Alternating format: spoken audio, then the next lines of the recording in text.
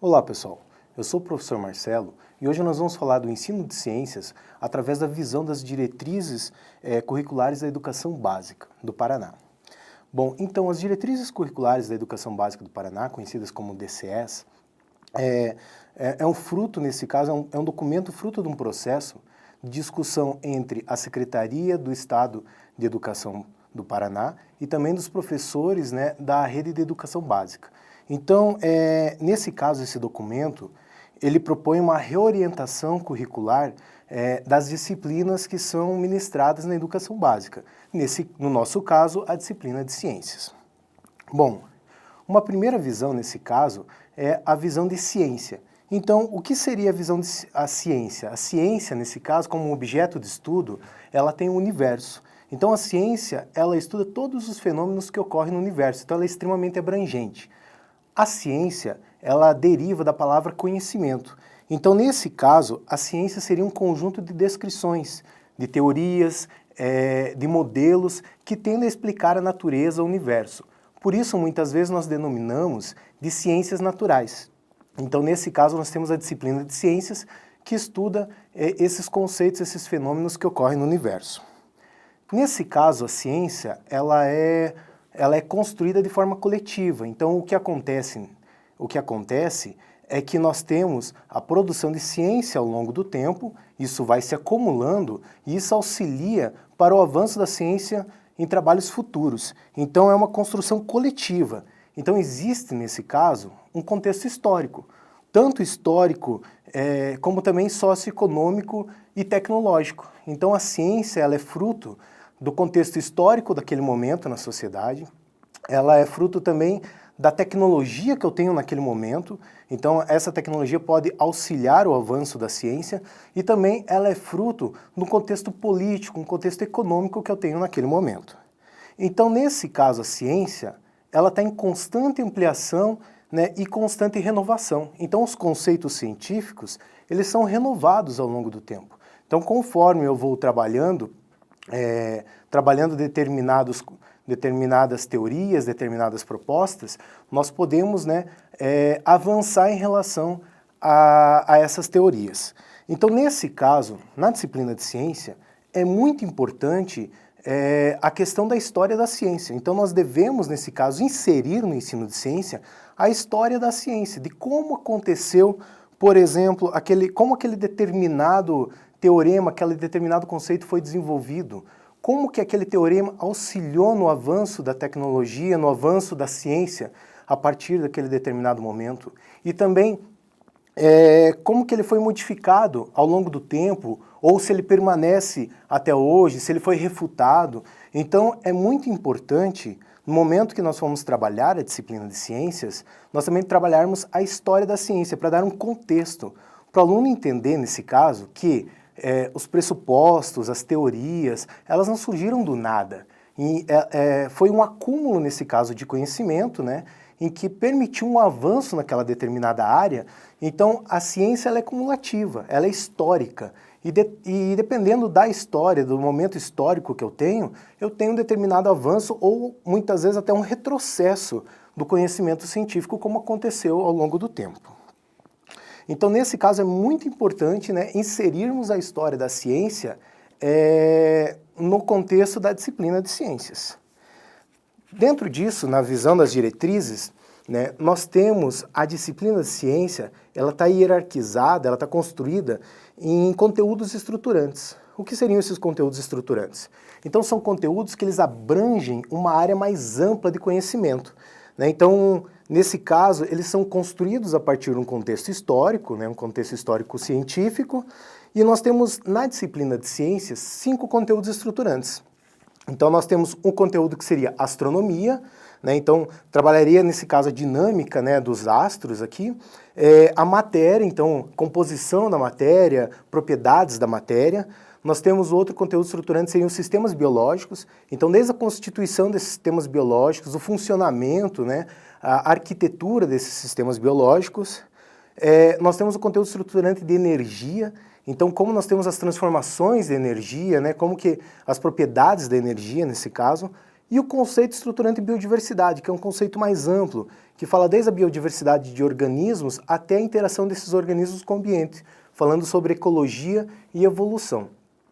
Então, a disciplina de ciências, ela está estruturada, né, com esses 5 conteúdos estruturantes. Esses 5 conteúdos estruturantes, eles podem ser desmembrados, eles são desmembrados em conteúdos básicos e conteúdos específicos, né? Então, nesse caso, por exemplo, a astronomia, ela pode ser desmembrada em universo, sistema solar, movimentos celestes e terrestres, astros, origem e evolução do universo e gravitação universal. Então, esses são os conteúdos básicos que vão ser trabalhados dentro desse conteúdo estruturante nos anos de ensino, nos últimos anos de ensino do fundamental. A matéria, ela é desmembrada em constituição da matéria, então os conteúdos básicos são constituição da matéria e propriedades da matéria, né? Os sistemas biológicos, nesse caso, vão trabalhar os níveis de organização dos sistemas, célula, morfologia e fisiologia dos seres vivos, mecanismos de herança genética. Então esses são os conteúdos básicos dentro do conteúdo estruturante de sistemas biológicos. Na energia, no conteúdo estruturante energia, nós vamos ter como conteúdos básicos forma de energia, conservação de energia, conversão de energia e transmissão de energia, né? No conteúdo estruturante biodiversidade, que é um conteúdo um pouco mais amplo, nós vamos trabalhar desde a organização dos seres vivos, a parte de sistemática, ecossistemas, interações ecológicas, origem da vida e evolução dos seres vivos. Então nós vamos trabalhar esses 5 conteúdos estruturantes em cada série de ensino. Desses conteúdos estruturantes, nós vamos desmembrar alguns conteúdos básicos, dependendo da série de ensino, e a partir disso o professor vai planejar os conteúdos específicos que ele vai trabalhar na sala de aula. Bom, a partir disso, nós temos alguns procedimentos metodológicos. Então, as diretrizes nos trazem, né, alguns procedimentos metodológicos de como trabalhar esses conteúdos estruturantes, conteúdos básicos nos anos de ensino. Então, nesse caso, a disciplina de ciências, ela tem que ter um pluralismo metodológico, ou seja, eu tenho que usar diversos recursos, né, os mais diversos possíveis, e diversas abordagens metodológicas. Então, alguns exemplos que as diretrizes nos trazem de abordagens metodológicas é, por exemplo, a abordagem problematizadora. Nessa abordagem, então, o que acontece é que eu vou investigar o conhecimento dos alunos acerca daquele assunto. A partir desse conhecimento inicial, eu vou gerar uma problematização, e a partir dessa problematização, então, os alunos eles vão necessitar de conhecimento científico para resolver esse problema. Então, desse modo, eu vou ter uma investigação a partir desse problema, né, onde os alunos vão construir o conhecimento devido a essa problematização. Nós também temos a relação contextual, ou seja, eu preciso contextualizar o meu ensino de ciências em relação, nesse caso, ao dia a dia do meu aluno, ao cotidiano do meu aluno.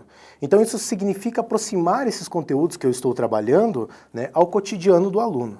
Eu também tenho que ter uma relação interdisciplinar, ou seja, nós podemos utilizar ferramentas e métodos, né, de uma determinada disciplina para trabalhar o ensino de ciências. Então isso é extremamente necessário e enriquece, nesse caso, o trabalho da disciplina. Nós também podemos trabalhar em relação à abordagem de pesquisa, ou seja, nesse contexto, nós temos uma visão de construção do conhecimento, onde o aluno vai ter que pesquisar sobre um determinado conteúdo, uma determinada informação, ele vai ter que interpretar esse material, então trabalhar com esse material, né, estudar esse material, e a partir disso ele vai ter que gerar um produto, produzir alguma atividade, né, expressar o que ele estudou a partir desse material. Então aqui nós temos, nesse caso, a construção do conhecimento a partir de uma pesquisa. Nós também temos, como uma abordagem metodológica, leitura científica.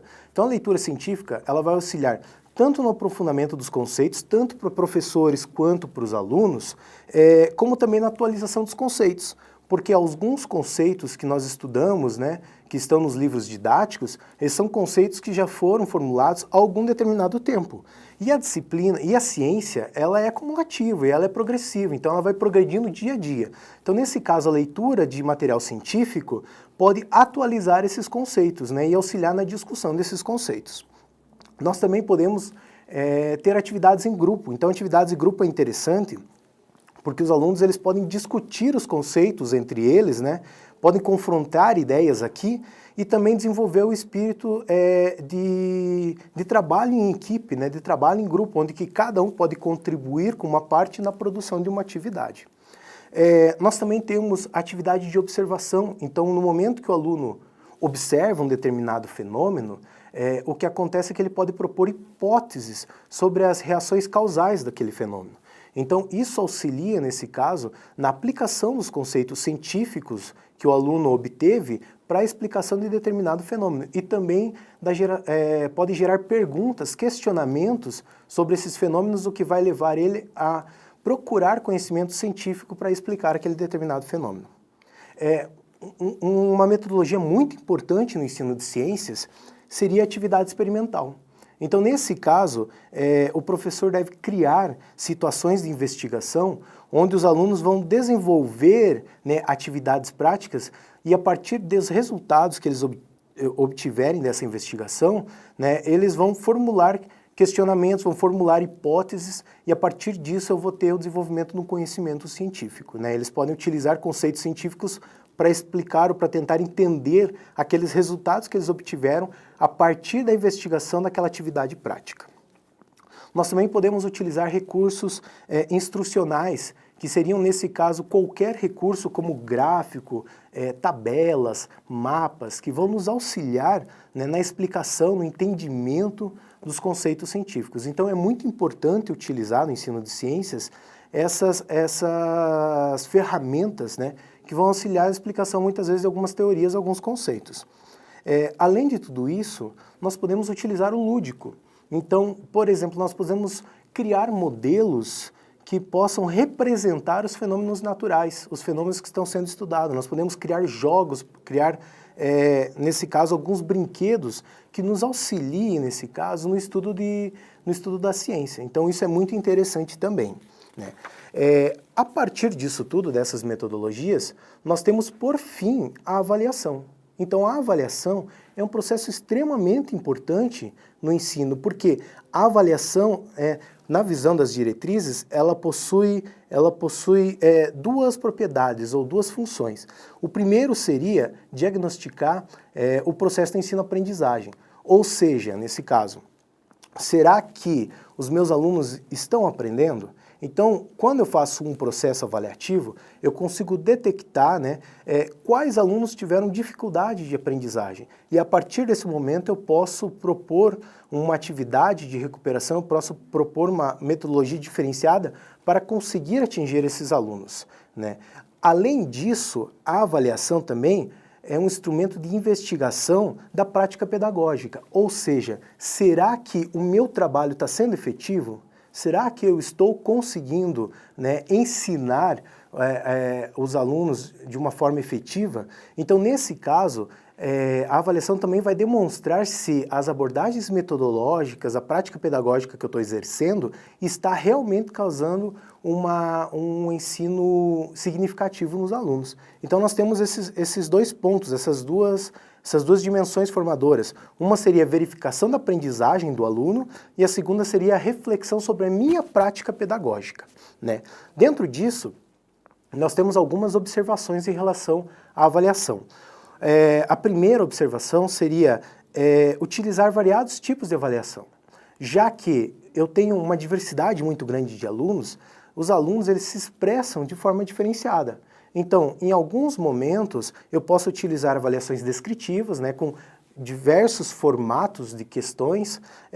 Nós podemos utilizar em alguns momentos debates, então tem alguns alunos que se expressam melhor de forma escrita, alguns alunos se expressam melhor de forma oral, então nós podemos utilizar debates, podemos utilizar apresentação de seminários, podemos utilizar pesquisas, relatórios de atividades práticas que foram desenvolvidos e também apresentação dos alunos, né, em relação a algum conteúdo.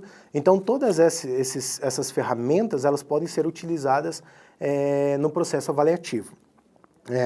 Um outro detalhe também muito importante quando eu vou planejar uma avaliação seria que os enunciados, a proposta da minha avaliação, ela deve ser clara e objetiva. Ou seja, muitas vezes uma resposta não positiva do aluno em relação à atividade não é porque o aluno não aprendeu, mas sim porque ele não entendeu o que foi pedido para ele. Então, nesse caso, eu tenho que ser muito claro e objetivo do que eu quero que o aluno desenvolva. Porque em alguns momentos o aluno pode não entender o que é essa atividade e ele não desenvolver, não vai ter um bom desempenho. Mas isso não quer dizer que ele não aprendeu. Isso quer dizer que ele não conseguiu entender, né, o que ele deveria fazer nessa atividade. Então tem que ser muito claro e muito objetivo nesse ponto. Além disso tudo, então como a avaliação ela tem aqui um processo tanto de verificar a aprendizagem, como também de refletir sobre a minha prática pedagógica, eu tenho por fim a recuperação. Então a recuperação nesse ponto, ela não entra simplesmente como uma recuperação de nota, mas sim uma recuperação de conteúdos. Ou seja, nesse caso, se eu dei uma avaliação, eu constatei que o meu aluno não dominou, ele não atingiu o objetivo que seria do estudo daquele determinado conteúdo.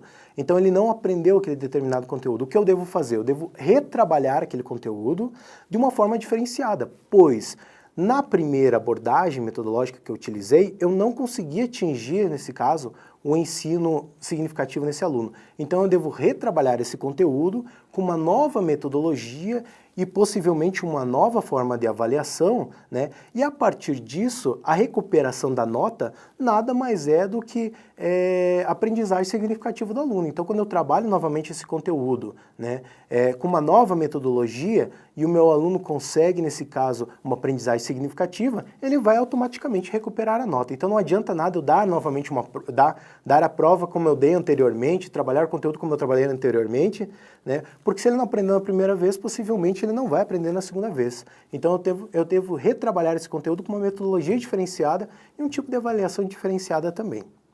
Então, nesse contexto geral, a avaliação ela vai ter tanto um processo, né, um processo de investigação do ensino-aprendizagem, como também na prática pedagógica de como eu estou trabalhando, né?